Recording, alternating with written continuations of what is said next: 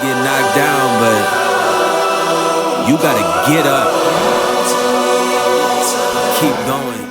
All right, everyone. Welcome to another episode of the Sovereign CEO podcast. I am Carla Joy Treadway, and today we're going to be talking about Trump, tariffs, and what that means for you as a Canadian business owner. This is a really heavy week, and I'm getting really frustrated seeing all the Canadians online just absolutely erupt in emotion without really fully understanding what's going on and what's actually got us here. So there's a lot of people just mad at America. We just had a hockey game where people were booing during the national anthem, which is absolutely ridiculous. You're at a hockey game. America didn't do this for you. America didn't put you in a precarious position. And you know what? Trump's not the only one that brought you here. I think Trump is amplifying what's happening to Canada. I'm not excited about these tariffs. I think this is going to be really bad for Canadians. I'm not promoting what he's doing. I don't think he's an infallible person. I think you have every right to be mad at Trump right now. But if you're not more mad at Trudeau, if the majority of this rage and attention and speech isn't directed at Trudeau, your anger is misplaced. Trudeau already wrecked the economy. And I don't understand why more people don't know that. And these are not just my feelings. Here are some facts for you. Since Trudeau, the national debt has doubled. Crime is up by 50%. The average cost of a home is $700,000.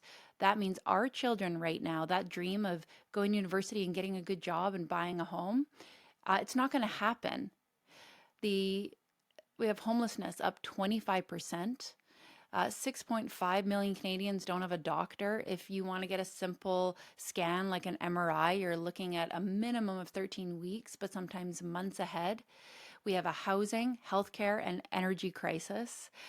This is the only stat you need. 1 in 20 Canadians are choosing government-assisted euthanasia. It's the 5th leading cause of death in Canada. And this is not a conversation about whether or not this should be allowed. That stat tells you that tons and tons of Canadians who are not destined for death right now and insufferable conditions. We're talking about Canadians who are depressed, Canadians who are anxious, Canadians who can't find work, a home, who are addicted to drugs, who are homeless. Those people are choosing government-assisted euthanasia.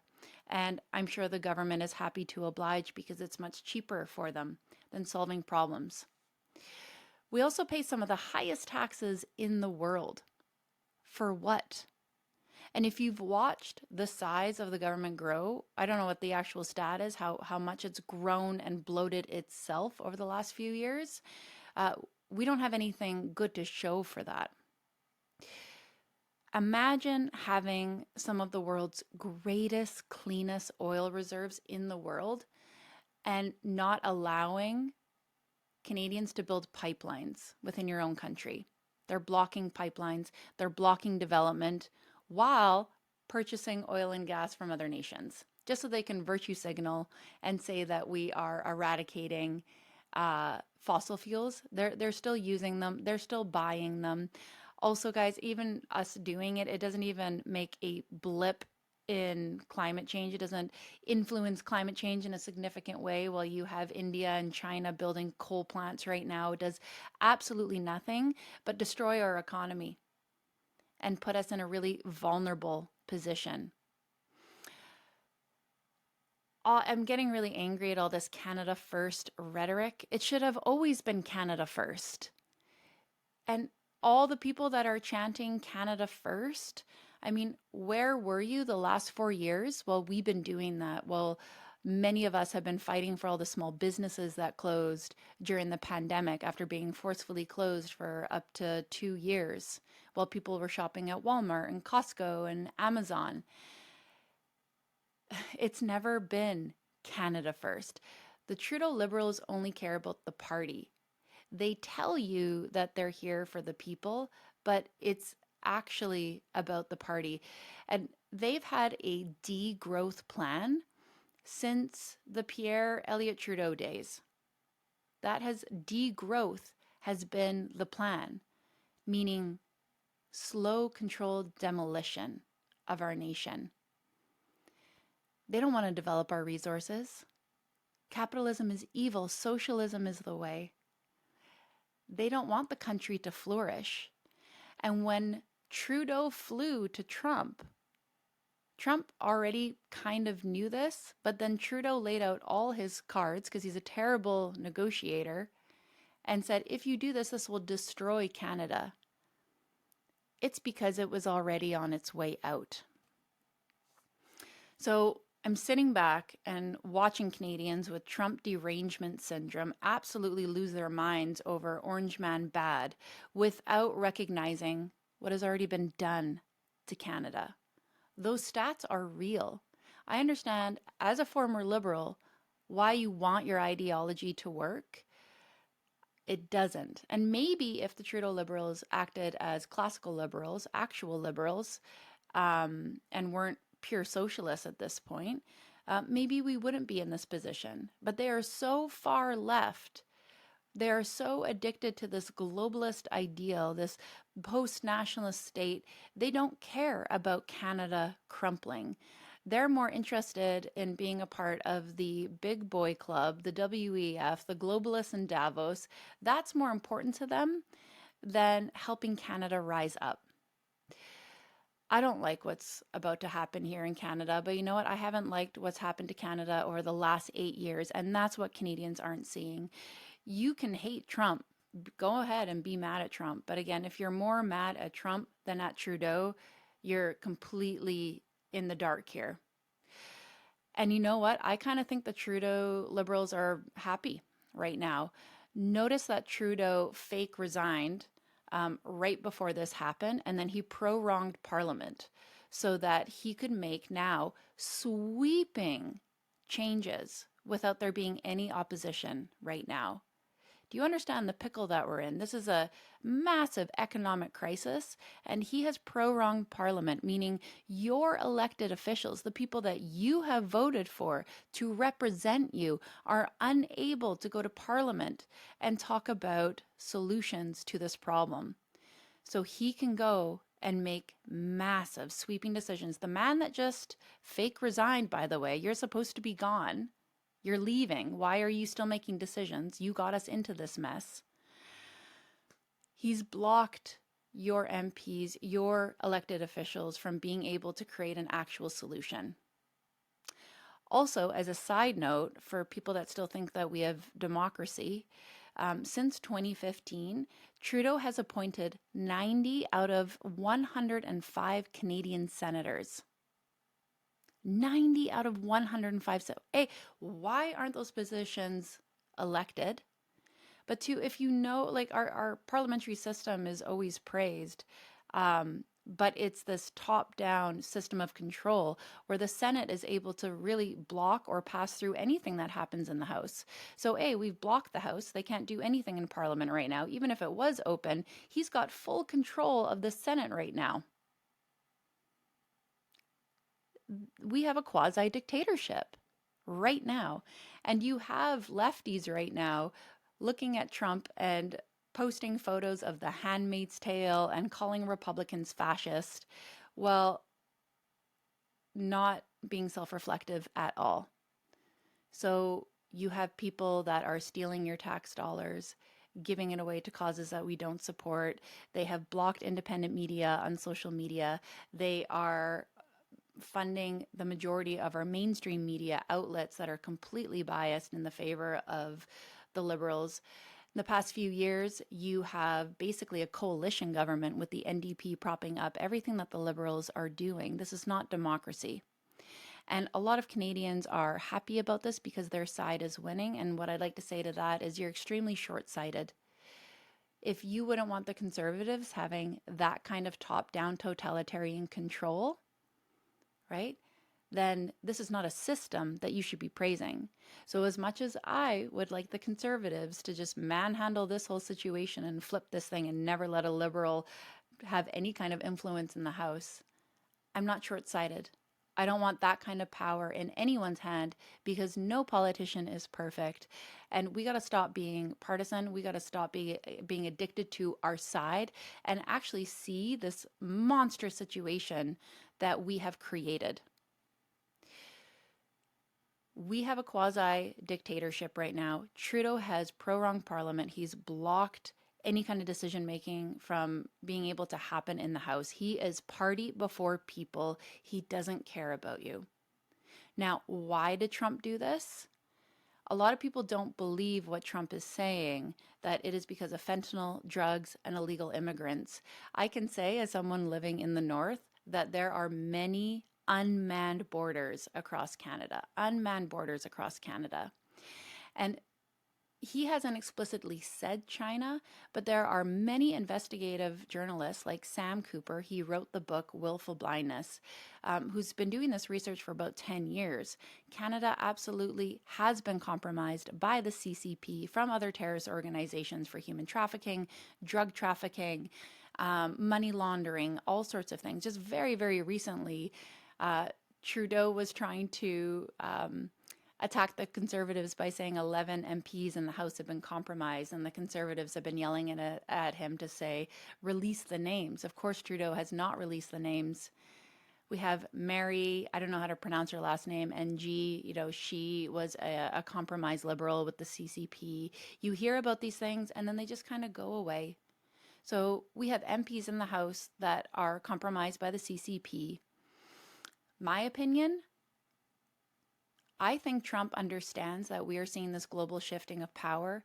Canadians need to get their head out of the sand and understand that we are on the verge of multiple world wars right now. We are not immune from this.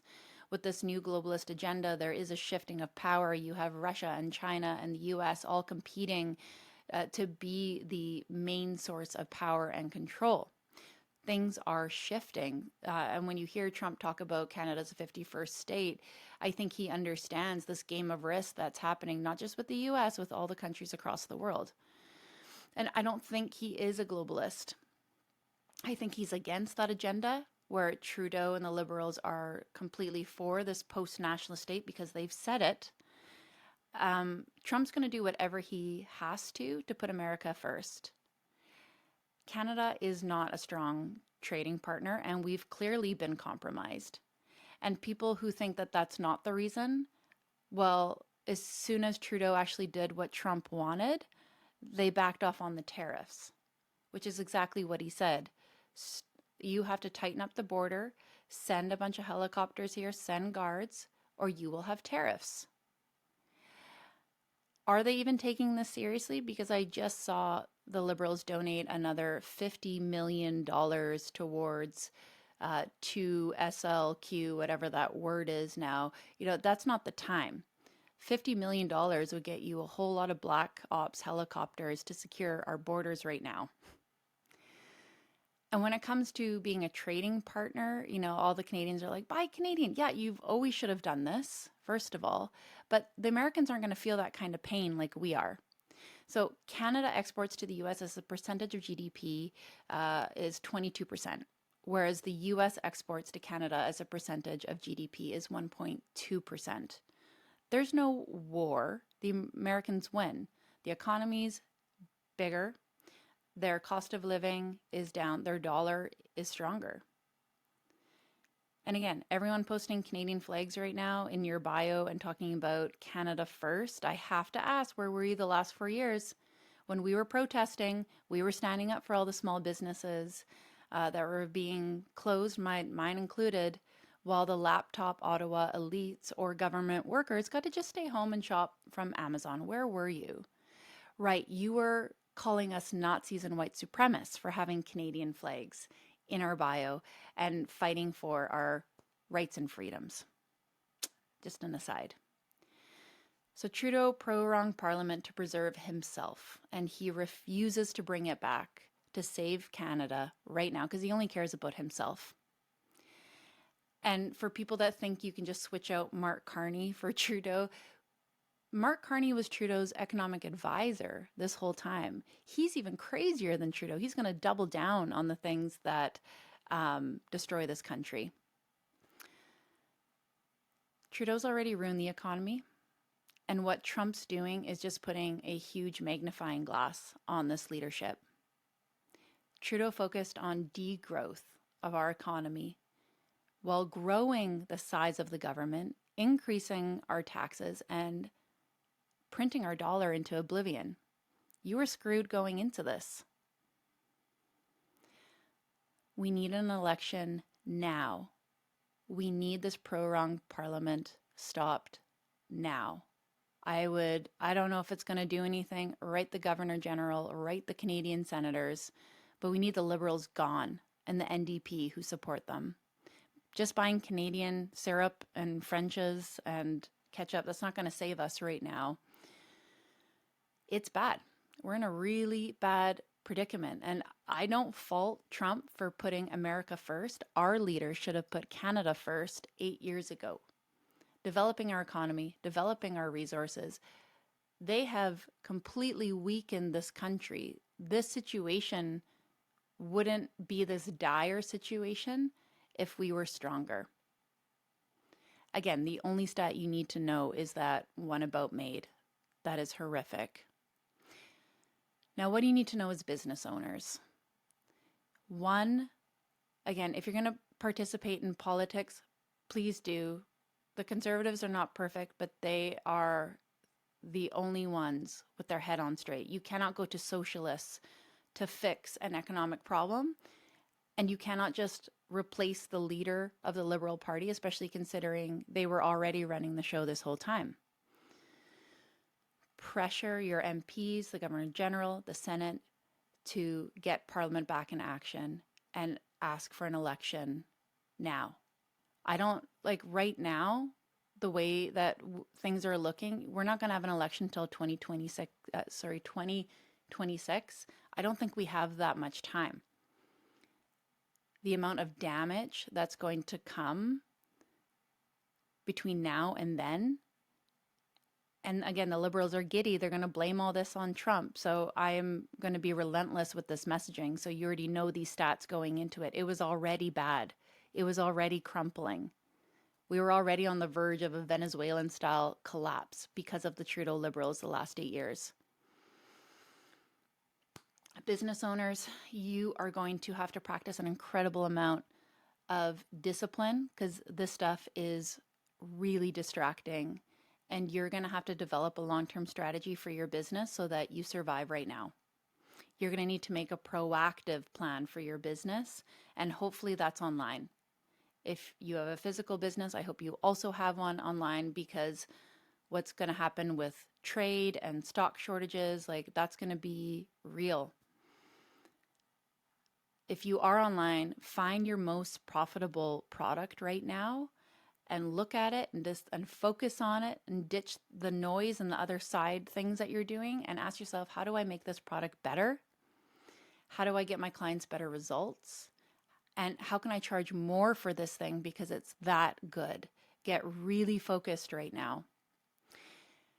And be proactive. Look to the future at what future problems you might have to solve. You might have to pivot your business model. You might have to pivot your offer right now. I did a whole podcast on should you start a business in uncertain times, and I invite you to go back and listen to it because we talk about what businesses thrive during world wars, the Great Depression, recessions. It's not just the meat and potatoes businesses that do well. Go and take a listen. People have emotional and practical needs even during the most horrific times. I want you to go and watch that. Listen to that. I want you to start getting really creative.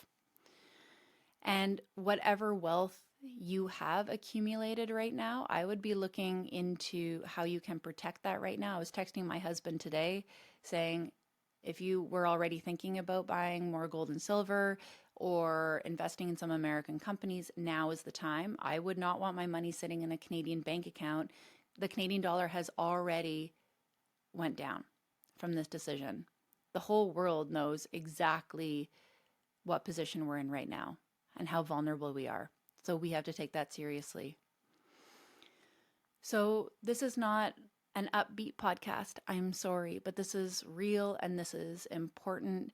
Don't get caught up in arguing with people. I made that mistake going into Facebook, seeing just the massive lack of understanding right now. It is good to get involved in the conversation, but we need these guys gone. They have absolutely gotten us into this vulnerable position.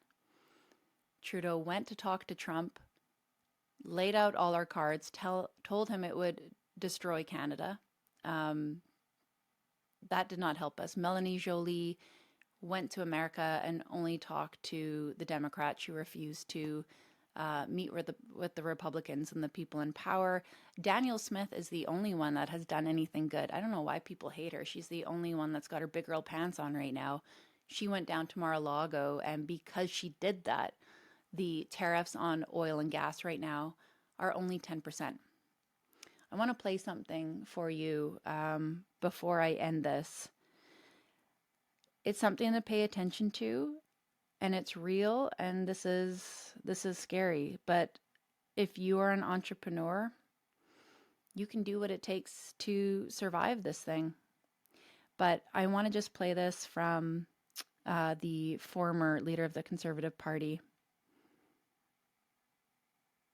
That this government has had over the last 10 years. I mean, let's step back and reflect on where we're at. First of all, it's great to hear that everything's on the table when Parliament isn't even in session.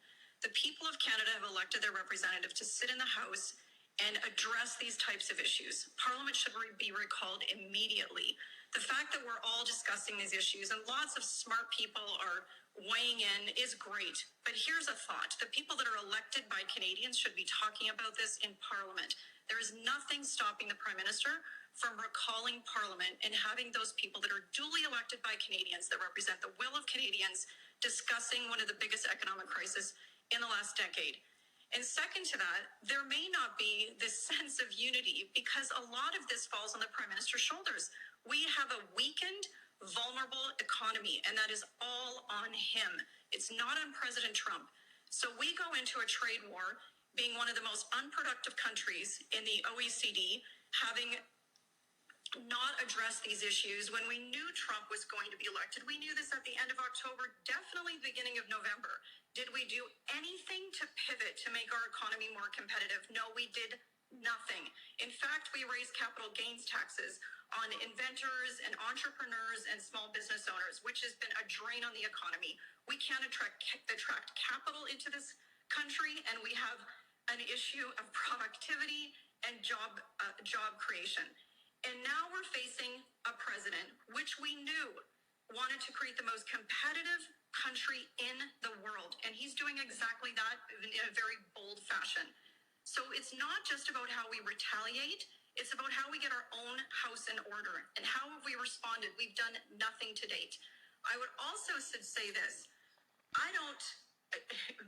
Because I'm upset at the way the Prime Minister's run the country does not mean I am pro-Trump or pro his agenda, but I have to ask the Prime Minister, I have not heard him address the issue of fentanyl once. I don't know a lot about fentanyl. I do know that precursors were a problem even when we were in government a decade ago. They continue to be a problem coming in from China to Canada. We know that there's been busts of super labs that are created just for export of fentanyl to the United States. So even if the fentanyl issue is a small one, we have not heard the Foreign Minister of Canada, the Prime Minister of Canada, mention anything about this other than to say, we're not Mexico, we're not the problem. What if we're a tiny bit of the problem? Why can't we at least address the issue? It would just close one of the doors that seems to be open for the president to walk through and attack us on. So I would say on a number of fronts, I don't feel a ton of confidence that I feel like we've been just waiting for this trade war. And now we have to, of course, we're going to have to retaliate. We have to walk into this and do as much as possible to retaliate dollar for dollar. But that could also include retaliating on oil and gas, which is a terrible policy idea. I don't know if retaliatory tariffs are the answer, but I do know that anyone that's still supporting this government has absolutely lost their marbles. And I understand you want it to work. I understand you hate the other side. But the only thing that matters is outcome. And the outcome, this vulnerable position that we're in right now, is because of the Liberals and the NDP that prop them up. I'm not tribal. If they were doing a good job, if we had good outcomes, I don't care what side wins. The whole world can see it, and the only reason that Canadians don't is because they watch mainstream media and censored content on the internet. Also, they're not reading bills in the House. They're not really understanding this, and it's way easier for them to point fingers at Orange Man bad than to be self-reflective and to own the fact that most of you voted for this, and these are the results. So, again, guys, put your attention on what you can control. That's money, your business. If you are going to share things politically, make sure that you're actually activated politically, like pick up the phone, talk to your local politicians. If you want help with your business, you know where to find me. I have a ton of free content coming out here to support you guys. If you're not able to work with us, I'm continuing to put more stuff on the YouTube channel, on the podcast, and in the free community that we're launching soon. These are scary times. They're real. And I'm not trying to add to the divide. My goal is not to make people angry, but to simply highlight what's actually true. This is actually true and what we need to pay attention to. I hope you guys like what we're doing over here on the podcast, highlighting what you need to pay attention to, but hopefully you're getting some solutions out of this as well. If this helped you, please consider sharing this episode to your stories, share it with friends and family, share it with other business owners, and I'll see you guys for another episode here soon. Take care. Been underground, now I aim for the sky. Don't quit now, you can last longer. All these wounds only making you stronger. Don't